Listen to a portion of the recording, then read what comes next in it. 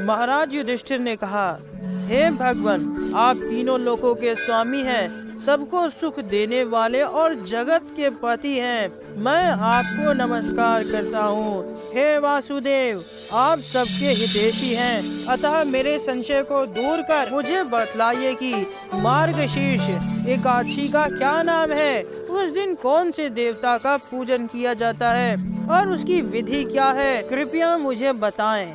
भक्त वत्सल भगवान श्री कृष्ण कहने लगे कि हे धर्मराज, तुमने बड़ा ही उत्तम प्रश्न किया है। इसे सुनने से ही तुम्हारा यश संसार में फैलेगा। मार्गशीर्ष शुक्ल एकादशी अनेक पापों को नष्ट करने वाली है। इसका नाम मोक्षदा एकादशी है। इस दिन दामोदर भगवान की धूप दीप निवेद आदि से भक्ति पूर्वक पूजा करनी चाहिए। अब इस विषय में मैं पुराणों में वर्णित कथा कहता हूँ। गोकुल नामक नगरी में वैखानस नाम का एक राजा राज्य करता था। उसके राज्य में चारों वेद के ज्ञाता ब्राह्मण रहते थे। वह राजा अपनी प्रजा का पुत्रवत पालन करता था। एक बार रात्रि में राजा ने एक स्वप्न देखा कि उसके पिता नरक में हैं। उसे बड़ा ही आश्चर्य हुआ।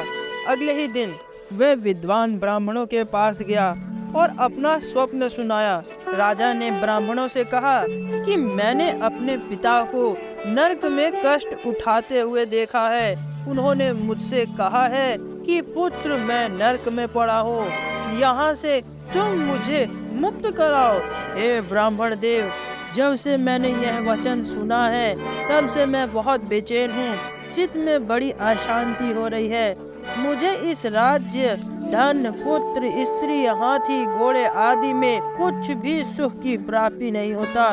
कृपया करके बतलाइए कि मैं क्या करूं। राजा ने कहा, हे ब्राह्मण देवताओं, इस दुख के कारण मेरा सारा शरीर जल रहा है। आप कृपया करके कोई तप, दान, व्रत आदि ऐसा उपाय बताएं जिससे मेरे पिता को मुक्ति मिल जाए। उस पुत्र का जीवन व्यर्थ है जो अपने माता पिता का उद्धार ना कर सके। एक उत्तम पुत्र जो अपने माता पिता तथा पूर्वजों का उद्धार करता है वो हजारों मूर्ख पुत्रों से अच्छा है। जैसे एक चंद्रमा सारे जगत में प्रकाश देता है परंतु हजारों तारे नहीं कर सकते। ब्राह्मणों ने कहा, हे राजन, यहाँ पास ही भूत भविष्य वर्तमान के ज्ञाता पर्वत ऋषि का आश्रम है। आपकी समस्या का हल वे जरूर करेंगे। ऐसा सुनकर राजा मुनि के आश्रम पर गए।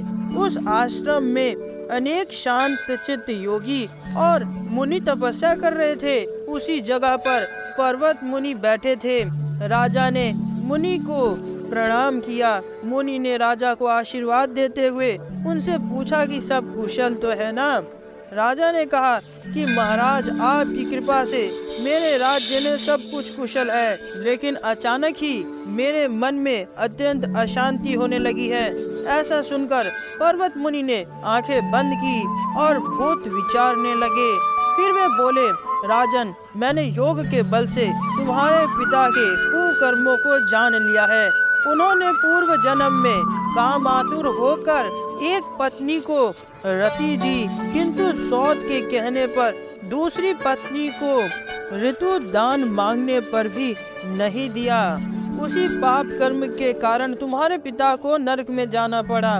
तब राजा ने कहा, इसका कोई उपाय बताएं।